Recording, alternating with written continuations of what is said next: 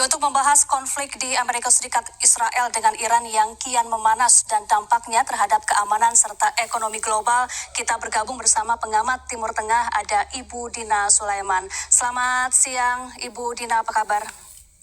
Ya, selamat siang Mbak Syafa. Baik, terima kasih. Baik, Bu Dina, ini pemimpin tertinggi Iran telah gugur. Amerika Serikat dan Israel menyebut serangannya akan terus berlangsung sampai beberapa pekan ke depan. Sementara itu, Iran menggempur pangkalan militer Amerika Serikat di sejumlah negara Teluk.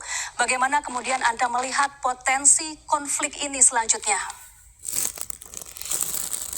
Ya, kalau kita lihat sebenarnya dari sisi persenjataan sudah banyak pengamat militer ya yang menyatakan bahwa justru Amerika dan Israel lah yang betul-betul kerepotan sekarang karena cadangan senjatanya itu terutama ini ya rudal-rudal yang digunakan untuk menangkis rudal dan drone dari Iran itu semakin menipis. Dan bahkan ada pengamat militer yang menyebut sampai 5 hari sebenarnya cadangannya karena kalau kita lihat kan yang datang ke Iran itu adalah pihak Amerika ya, jadi Amerika tidak di negaranya sendiri dan artinya kalau dia memerlukan suplai baru butuh waktu yang sangat lama dan ditambah lagi pangkalan-pangkalan militer Amerika Serikat di kawasan di negara-negara Teluk itu juga sudah dihancurkan oleh Iran sehingga memang justru Amerika yang sangat kesulitan di sini karena itu kemudian ini ya Perdana Menteri Inggris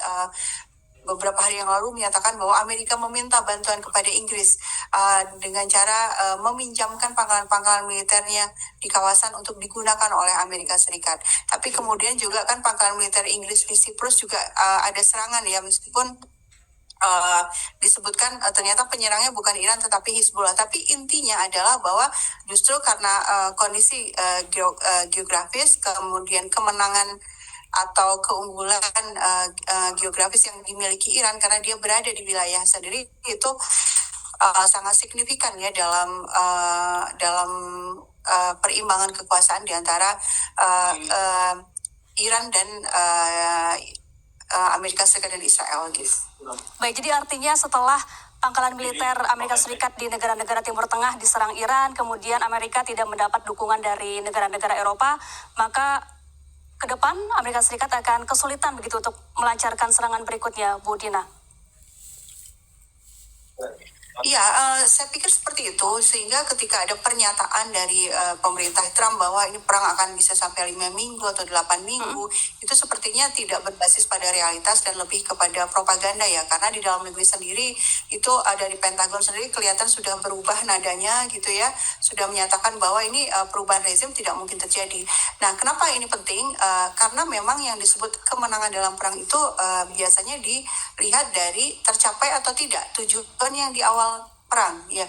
Nah, Trump di deklarasinya di hari Sabtu itu kan menyatakan bahwa ya dia mengatakan orang-orang Iran segera turun ke jalan gitu ya dan ambil alih pemerintahan. Itu kan berarti menginginkan perubahan rezim ya. Sementara kalau untuk urusan nuklir itu kan sebenarnya sedang negosiasi. Jadi nuklir bukan penyebab dari serangan ini sebenarnya karena pihak Iran sendiri mau untuk bernegosiasi soal nuklir dan masih berlangsung padahal perundingan itu di Jenewa sehingga ketika sudah jelas yang diinginkan oleh Amerika Serikat dan Israel adalah perubahan rezim dan ternyata tidak terjadi meskipun sejak di hari pertama, sejak serangan pertama mereka kan membunuh pemimpin tertinggi Iran ya Ayatollah Khamenei. Mereka berharap dengan dibunuhnya pemimpin tertinggi, situasi chaos, kemudian terjadi penggulingan rezim. Ternyata itu tidak terjadi. Sehingga dalam situasi seperti ini, kalau Trump berkeras memperpanjang perang, tidak juga mau menghentikan serangan, ya situasi akan sangat berat. Dari sisi cost itu besar sekali. Dalam 4 hari saja, 4 hari pertama itu sudah ada laporan bahwa lebih dari 2 miliar US dollar yang habis dari pihak Amerika ya. Jadi costnya itu besar sekali karena memang persenjataan misil atau rudalnya Amerika itu biayanya sangat besar, harganya sangat mahal dibanding dengan rudal dan drone buatan Iran yang dibuat secara mandiri itu jauh lebih murah. Sehingga kalau buat Iran nafasnya bisa panjang, tapi kalau buat Amerika Serikat karena sisi cost ini memang diragukan. Apalagi ekonomi Amerika juga sedang mengalami penurunan.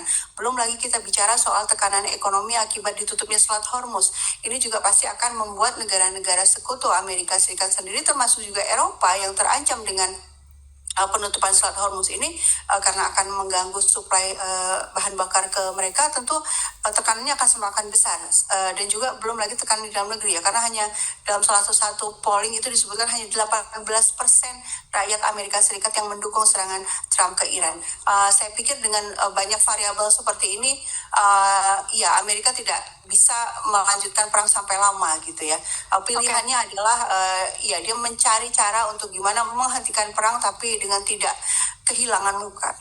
Baik, kemudian kalau menurut Anda, Bu Dina, bagaimana kemungkinan sikap negara-negara Teluk pasca Iran menyerang pangkalan militer Amerika Serikat di negara-negara Timur Tengah? Ya sebenarnya kalau dari dalam negara Teluk sendiri ya itu sudah banyak pengamat dari dalam mereka gitu, belum secara resmi dari pihak pemerintah itu sudah ini ya sudah concern ya, sudah sangat prihatin dengan situasi ini karena terlihat sekali itu pangkalan militernya Amerika Serikat ternyata justru merugikan mereka. Pangkalan militer itu dibangun di tanah mereka itu dengan tujuan atau dengan janji bahwa pangkalan militer itu akan melindungi keamanan negara-negara Teluk ini. Tapi buktinya justru keberadaan pangkalan militer Amerika Serikat itu karena digunakan untuk menyerang Iran, akhirnya Iran membalas dengan menyerang pangkalan militer itu. Meskipun yang diserang adalah pangkalan militer, tapi persepsi keamanan global itu sudah hancur ya. Jadi negara-negara atau para investor sekarang sudah tidak berani lagi untuk berinvestasi di negara Teluk ini. Padahal negara Teluk ini kan dikenal atau citranya selama ini adalah negara yang aman untuk investasi, aman untuk pariwisata. Turis-turis juga sekarang akan berpikir ulang kalau mau berwisata ke Dubai misalnya. Dan bandara juga sudah ditutup sehingga berat buat mereka untuk melanjutkan perang ini karena mereka tahu ini bukan perangnya mereka. Ini perangnya Israel gitu ya. Jadi mereka tuh tidak ada keuntungan sama sekali di sini, bahkan rugi di sini, sehingga saya pikir mereka juga melakukan back channel diplomasi ya, diplomasi tertutup, berusaha menekan Amerika untuk menghentikan serangan dan juga berusaha mencari cara juga ke Iran gitu ya untuk misalnya menahan serangan. Intinya mereka melakukan upaya-upaya ya supaya tidak berlangsung lebih lama lagi. Baik.